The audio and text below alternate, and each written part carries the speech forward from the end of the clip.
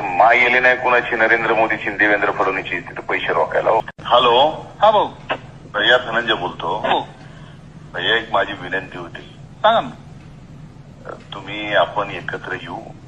बरोबर. तुम्ही ऐका काय शेवटी तुम्हाला भविष्य आहे. आणि हॅलो. कदाचित तुम्हाला माहित नसेल माझे सीएमचे काय संबंध आहे. नाही आपले आहेत.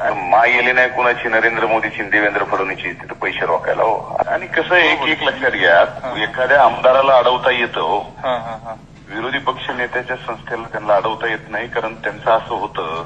बरोबर. आपण सगळीकडे आपण मी सगळे म्हणजे त्या सभागृहात मी काहीच सुरू देत नाही पुन्हा सत्ताधाऱ्यांचं. बरोबर. त्यामुळे ते माझा नाद करीत नाहीत भैया. माझा ऐका तुम्ही कन्व्हिन्स व्हा. पैसे तुम्ही नुसते अमाऊंट सांगायची तेवढी आणून द्यायची. बरोबर. आता मी परळीची नगरपालिका चालविली का नाही. एका वेळेस मी 150 कोटी रुपये आणले आणि कुठं रोखले.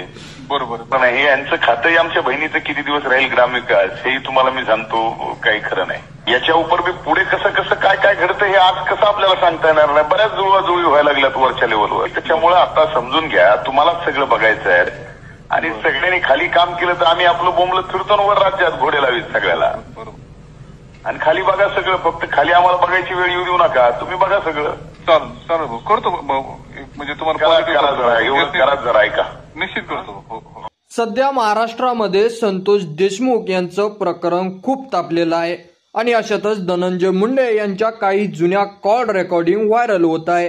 आणि धनंजय मुंडे यांनी या रेकॉर्डिंगमध्ये फडणवीस आणि मोदी यांच्यावर नावाने काही अपशब्द वापरलेले आहेत.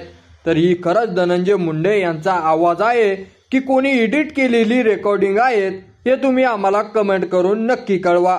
धन्यवाद.